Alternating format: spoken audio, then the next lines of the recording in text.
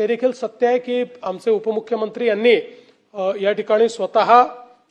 त्यांच्या पक्षाच्या वतीनं ती व्यवस्था केली होती आणि लोकांना त्यांनी त्या ठिकाणून परत आणणं ही अतिशय स्तुत्य अशा प्रकारचा हा उपक्रम आहे।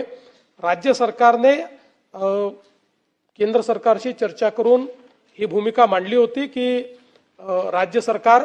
जे काही महाराष्ट्रातले लोक तिथे आहेत त्यांना आणण्याकरता व्यवस्था करू इच्छिते, परंतु केंद्र सरकारने त्या संदर्भात हे सांगितलंय की सगळी राज्य अशी प्रयत्न करतील तर त्या ठिकाणी किऑस तयार होईल आणि आता एअर स्पेस सुरक्षित नाहीये, त्यामुळे स्टेट कॅरियर्स जे आहेत भारताचे तेच त्या संदर्भातली जी वाहतूक आहे ती सुरक्षिततेने करू शकतील आणि म्हणून तशा प्रकारची व्यवस्था आम्ही करतो आहोत। त्यांनी हे देखील सांगितलं की काही ज्या एअरलाइन्स आहेत त्या एअरलाइन्सची आता काही विमानं उपलब्ध होत आहेत, काही विमानं आपले एअर इंडियाची त्या ठिकाणी जात आहेत, त्यामुळे ती जी काही इव्हॅक्युएशनची प्रोसेस आहे ती केंद्र सरकारच्या अखत्यारीतच त्या ठिकाणी झाली पाहिजे, अन्यथा म्हणजे समजा असुरक्षित एअरस्पेसमध्ये एखादं विमान गेलं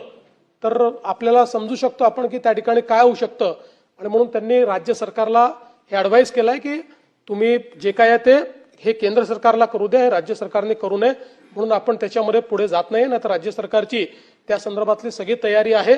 पण केंद्र सरकारने आता त्याची सुरुवात केलेली आणि मला अपेक्षा आहे की पुढच्या 2-3 दिवसामध्ये हे सगळं इज आउट होईल।